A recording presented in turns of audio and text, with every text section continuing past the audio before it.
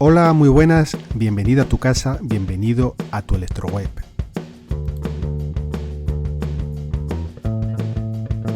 Hoy nos adentraremos en el bloque 2 del curso en línea de QGIS, el cual se centra en las capas vectoriales.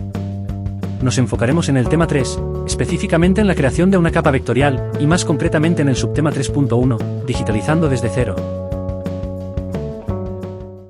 Tema 3. Crear una capa vectorial.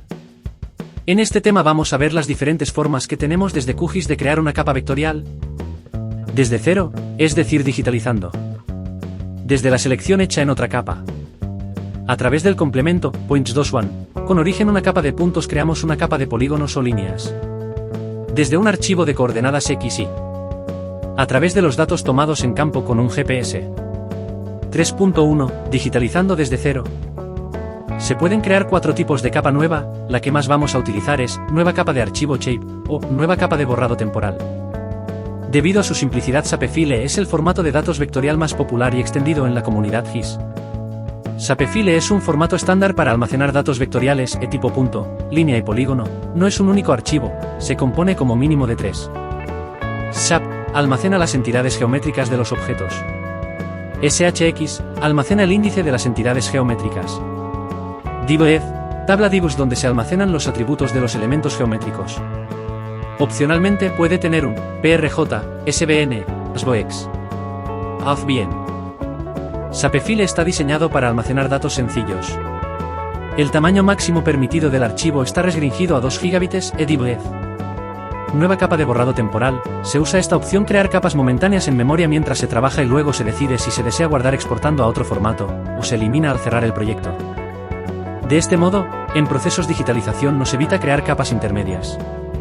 GeoPackage y Spatial Light son gestores de bases de datos espaciales, se han diseñado para almacenar datos complejos y voluminosos y hasta 140 terabytes. Almacenan diversos tipos de geometría y además los atributos de las geometrías pueden contener nombres muy largos. Veremos la primera de las opciones. Capa, crear capa, nueva capa de archivo shape. Tenemos la opción de crear puntos, líneas o polígonos. Para la codificación del archivo debemos elegir System y para que recoja los caracteres que estamos utilizando en nuestro equipo informático y el SCRPSG 25830. Si dejamos la interfaz por defecto, se nos creará una capa con un único campo ID de texto, le damos a aceptar y nos aparece guardar como, elegimos ruta donde queremos guardar la capa y le asignamos un nombre y pulsamos de nuevo guardar. Lo normal, al crear una capa nueva, es generarla ya los campos que queremos que aparezcan en la tabla de atributos. Esto se podría hacer a posteriori, pero ahora vamos a explicar cómo hacerlo al crear la capa. Hacemos los mismos pasos que en el caso anterior, es decir, creamos nueva capa, elegimos la geometría que queremos, punto, línea o polígono.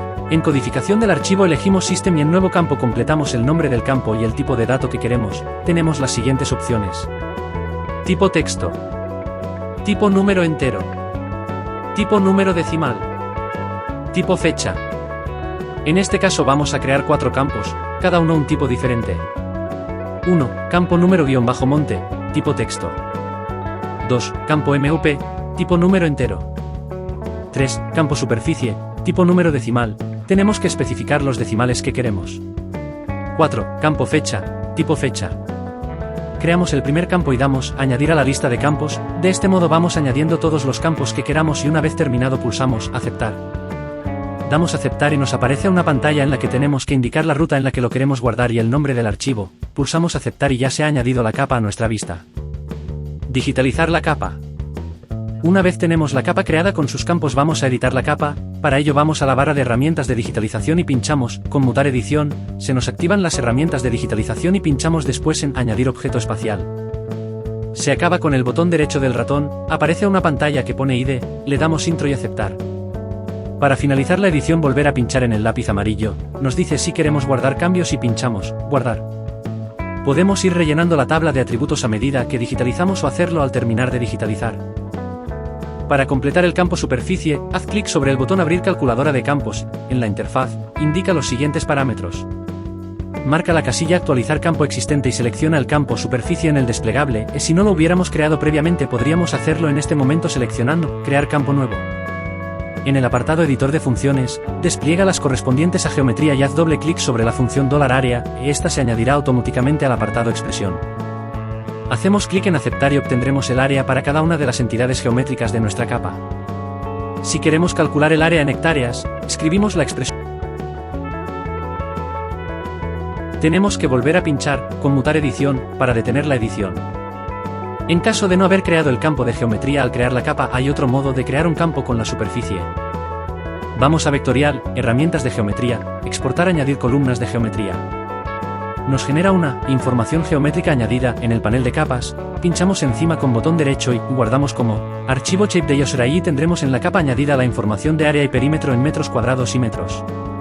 Para añadir campos a una capa una vez creada, vamos a la tabla de atributos, pinchamos el lápiz amarillo y entonces se nos activan diversas herramientas, y presionamos el botón New Field.